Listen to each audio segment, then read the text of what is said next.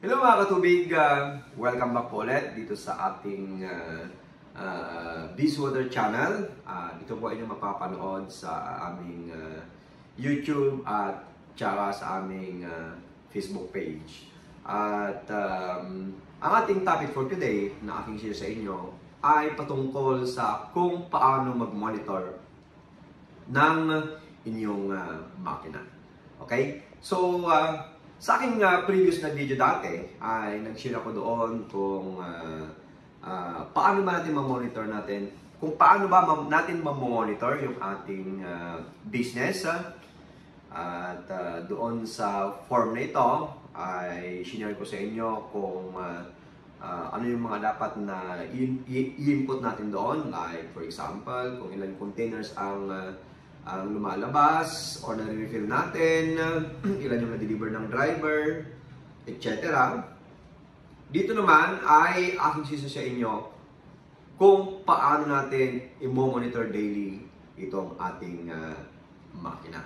Okay, so hindi na yung business natin yung ating minomonitor, kundi napaka-importante din na i-monitor natin itong ating makina habang siya ay nagpo-produce ng ating product water. Okay? So, ang aking share sa inyo today na form ay itong tinatawag nating machine monitoring log. Okay? So, ito po yung sample kung paano natin i-monitor yung ating makina. At dito sa form na ito ay nakalagay dito yung date. And then nakalagay dito yung pre-treatment pressure, reverse osmosis system, at saka yung total dissolved solids. Okay? So, ito yung basic na mga info na kailangan nating i-monitor daily. Okay? So, kapag nag-open na tayo ng umaga, ay automatic na ililista natin lahat yung mga detalye na nandito sa form na ito. Okay, so let's say for example, yung pre-treatment pressure. Yan.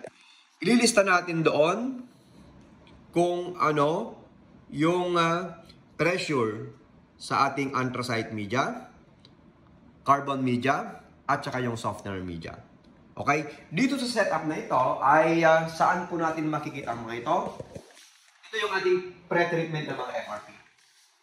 Okay? So ito yung tinatawag nating anthracite or silica media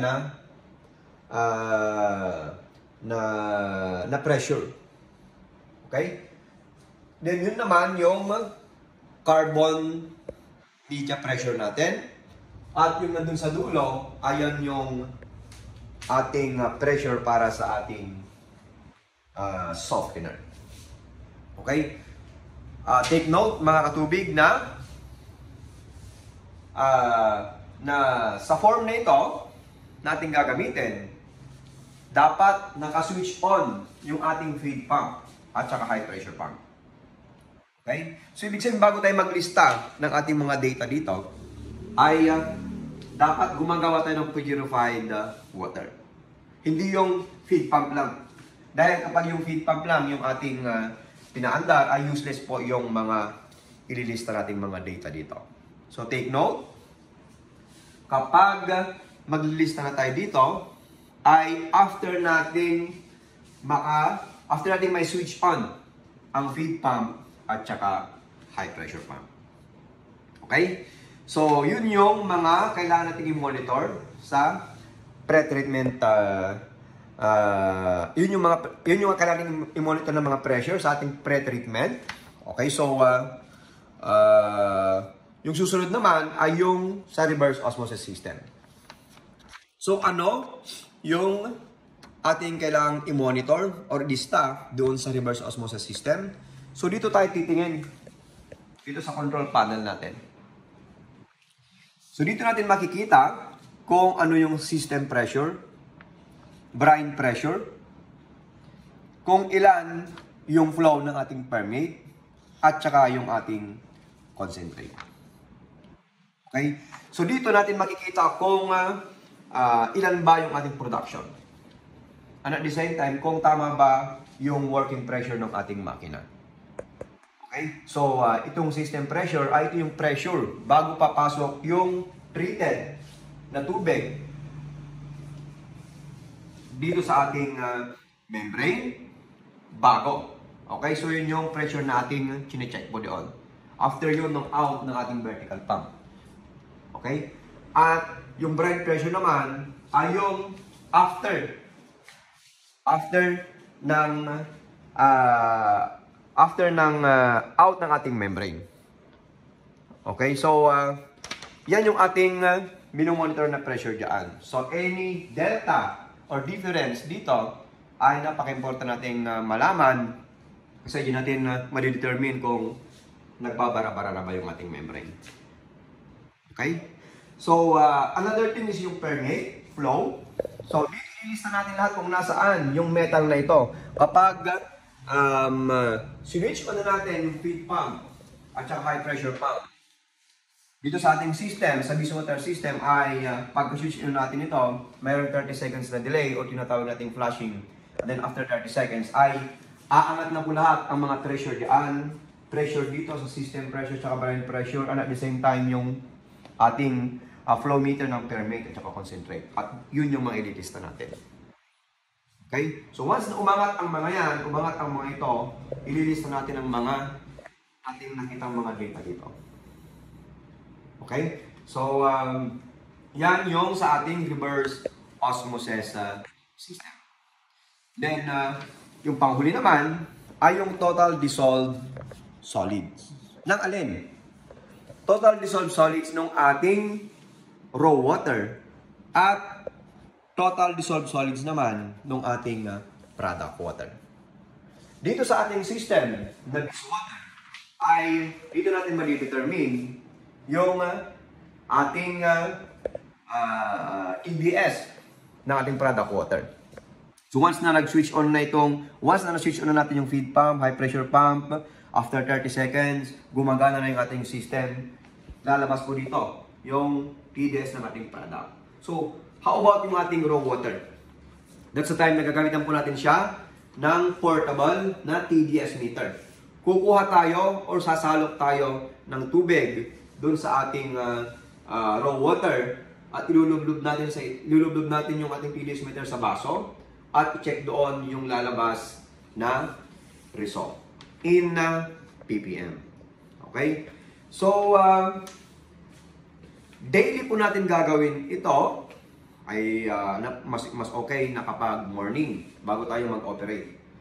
So, sabihin natin doon sa operator natin na gamitin itong machine monitoring log na ito para ilista niya lahat yung mga nangyayari dito sa ating system. Parang sa ganoon ay magkaroon tayo ng history kung ano nangyayari dun sa ating system. Na any difference later on ay makikita natin kung ano ba ang nangyari previously dun sa ating system. Bakit bumaba na yung mga pressure dito? Bakit tumaas yung pressure na dito sa ating barrel pressure? Bakit bumaba na yung ating permeate? At yung concentrate natin, bakit tumaas? Yung mga ganong scenario. Okay, mas madaling mag-troubleshoot kapag mayroon po tayong data. Okay? So, sa aming mga Bizwater ng mga clients ay akin pong isi-send po ito sa inyo. Akin pong share doon sa ating page na kung saan yung kapag may mga katanungan po kayo ay doon ko sinasagot lahat. At ilalagay ko po ito doon para sa ganoon ay makapagsimula na kayo mag-monitor yung ating makina. Kasi dati ay hindi ko sinishare ang mga ito. At I think it's time na i-share ko sa ito parang sa ganoon ay mamonitor ninyo yung ating makina. At kapag nag-troubleshoot tayo ay hahanapin ko lang po itong monitoring log sheet po na ito. At dito pala ay magkakaroon ako ng idea kung ano ang nangyari dun sa ating system. Okay? So, any difference dito ay ibig sabihin, posibleng mayroong problema yung ating makina, and that's the time na pwede nyong kaming tawagan or mag-message sa ating Facebook page para ma-troubleshoot natin, ma-prevent natin kung ano man yung pwedeng mangyari pa na ikakasira ng ating makina. So, malaking tulong po itong monitoring log sheet po na ito sa ating lahat. Okay? So, I hope makatulong itong ginawa kong ito para sa inyo. Para sa ganoon ay mamonitor natin mabuti itong ating makina. Para sa ganoon ay maiwasan natin yung malakihang gastusin sa maintenance. Okay? So, hanggang dito lang po yung aking video at abangan nyo pa yung aking mga share na mga video about sa ating Bizwater na machines. Okay?